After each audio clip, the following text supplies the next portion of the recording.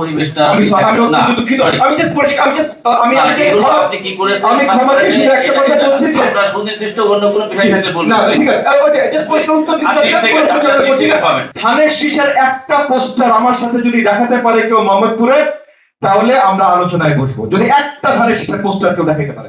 আমরা পোস্টার লাগানো হয়েছে আরো 4 মাস আগে 3 মাস আগে। সেই পোস্টার হয়তো আমরা তুলতে গিয়ে দুই একটি কোথায় রয়ে গিয়েছে, সেটি আমাদের চোখে পড়ে না, তোলা হয়নি। বলেছিল যে এই পোস্টার তুলে ফেলতে হবে, এরকম সব প্রার্থীদের পোস্টার রয়েছে অনেকের, সম্ভাব্য প্রার্থী তখন ছিল তারা। এটি হলো সত্য। আর বিষয়টি হলো যে নির্বাচনী কোনো প্রচারণায় উনি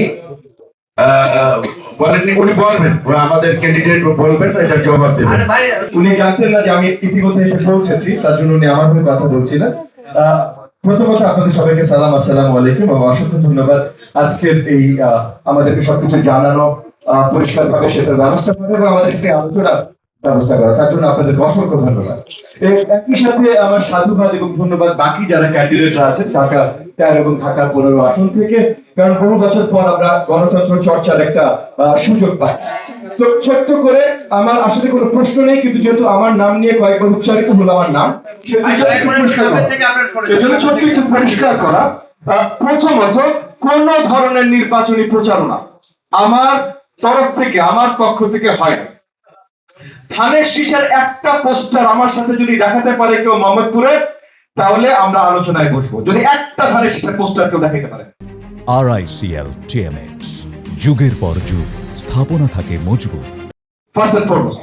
দ্বিতীয়, কেউ যদি ভিডিও করে থাকে ভিডিও দেখাতে পারেন। আমি মোহাম্মদপুরে মুভ করার পর থেকে মোহাম্মদপুরের জন্য কাজ করছি। খাল পরিষ্কার, রাস্তা পরিষ্কার, কিভাবে মোহাম্মদপুরকে আরো সন্ত্রাসমুক্ত করা যায়, আমি এলাকাবাসী হিসেবে কাজ করছি ভাই। এটা কোনোটা, আমি যদি মসজিদেও যাই, মসজিদে কেউ যদি আমাকে বলে ভাই একটু কথা বলেন, আমি বলি ভাই আমরা চলো সবাই একসাথে মিলে এলাকাটাকে সন্ত্রাস মুক্ত করি। প্লিজ একটু থামাই আপনাকে, প্লিজ প্লিজ।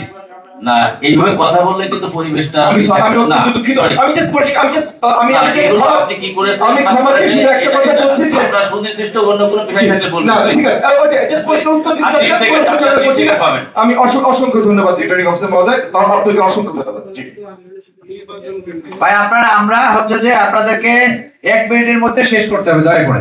এখানে দয়া করে কেউ কথা বলে বিতর্ক মানে একটা সৃষ্টি করবেন না, হাউস গরম করবেন না, ঠিক আছে? আপনাদের আচরণবিধি নিয়ে কারো সুনির্দিষ্ট থাকলে সেটা বলেন। না আমরা শুনতে চাচ্ছি তো, শুনতে যাবো না কেন? কিন্তু আপনি যদি সময় নেন, অনেক এখানে প্রার্থী তো অনেক, এরপরে আমাদের প্রতীক বরাদ্দ আছে। আজকে আমরা মত বিনিময়ে প্রোগ্রাম আছে তো আপনাদের সাথে, আমাদের প্রোগ্রাম আছে তো আপনাদের সাথে, আমাদের প্রোগ্রাম আছে তো, আজকে তো শুরু করলাম। আপনি তো কথা বলেছেন তাই না ভাই? বারবার যদি ইন্টারাপ্ট করেন তাহলে অন্য প্রার্থী কথা বলবে কিভাবে? আরো 16 জন আছে। আপনি কথা বলেন প্লিজ ভাই।